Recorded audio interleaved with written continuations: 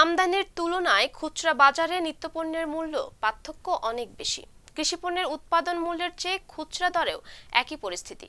অন্যদিকে আন্তর্জাতিক বাজারে দাম কমলেও কিছু পণ্যের ক্ষেত্রে স্থানীয় বাজারে তার প্রতিফলন নেই। এমন তথ্য সরকারের বাণিজ্য মন্ত্রণালয়ের প্রতিবেদনে উঠে এসেছে। একটি ডেস্ক রিপোর্ট।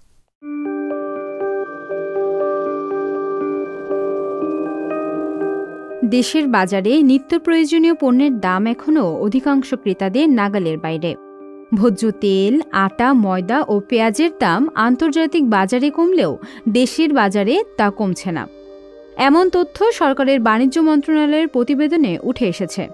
প্রতিবেদনে জানা গেছে, মসুর ডাল ও রসুনের ক্ষেত্রে আন্তর্জাতিক বাজারের সঙ্গে স্থানীয় বাজারের সমন্বয় রয়েছে, যা ইতিবাচক।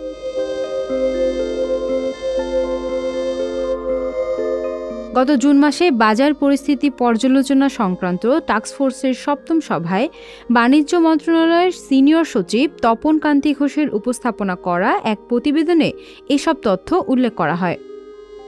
ওই প্রতিবেদনে বলা হয়, আমদানি করা পণ্যের আমদানি মূল্যের তুলনায় খুচরা মূল্যের উল্লেখযোগ্য পার্থক্য রয়েছে।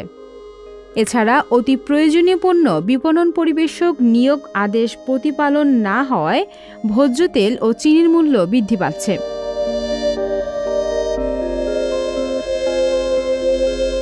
গত বেশ কয়েক মাস যাবৎ দেশের বাজারে নিত্যপণ্যের দাম দফায় দফায় বেড়েছে, কিন্তু আন্তর্জাতিক বাজারে আমদানি করা সেসব পণ্যের দাম কমলেও দেশের বাজারে আর কমছেই না।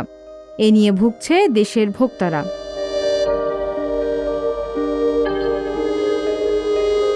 গণমাধ্যমের প্রতিবেদনে বাজারে সিন্ডিকেটের দৌরাত্ম্যের খবরও প্রকাশিত হয়েছে। সরকারের মন্ত্রীরাও সিন্ডিকেটের কথা স্বীকার করে সংসদে কথা বলেছেন। এ নিয়ে সমাধানের চেষ্টা চলছে বলেও সংসদে জানান বাণিজ্যমন্ত্রী। তবে সেই চেষ্টা এখনো আলোর মুখ দেখেনি। সামিয়া বিন্দু, সংবাদ প্রকাশ।